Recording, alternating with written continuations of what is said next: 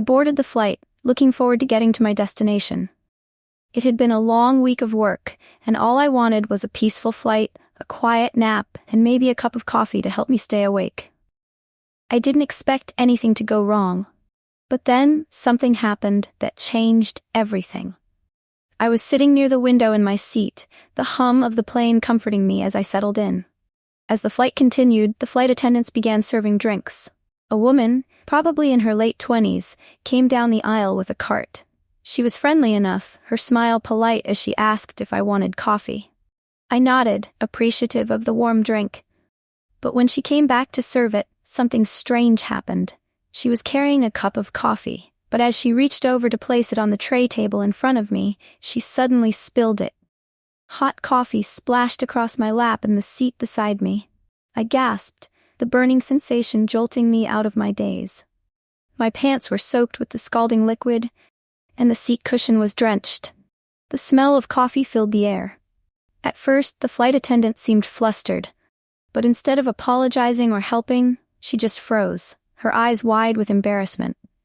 Then she looked at me, almost like she didn't know what to do. I sat there in shock, trying to wipe the coffee off my clothes. It hurt, but more than that, I felt humiliated. It wasn't just the pain, it was the way she looked at me. She didn't seem sorry. In fact, it felt like she was hoping it would just go away.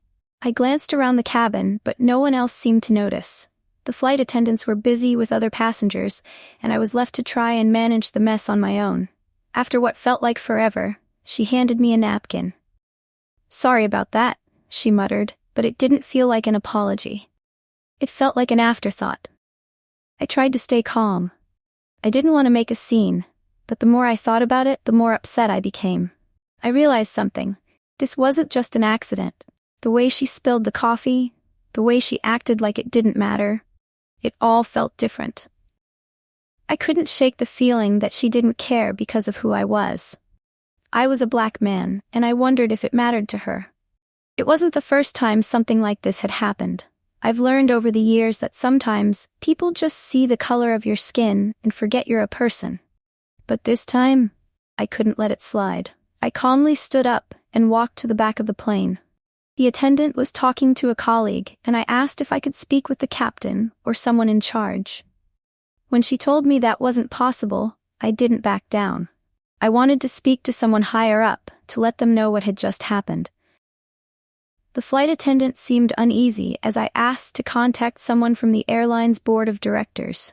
Her face changed from surprised to horrified, and she quickly excused herself. I waited by the galley, trying to keep my emotions in check. Soon, a senior attendant came to speak with me. I explained what happened, my voice steady but firm. I told him how the spill wasn't just an accident, it felt like something more.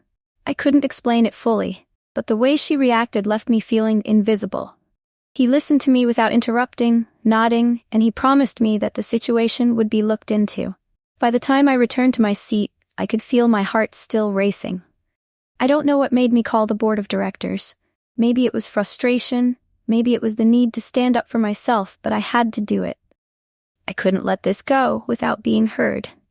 As the flight went on, I thought a lot about what happened.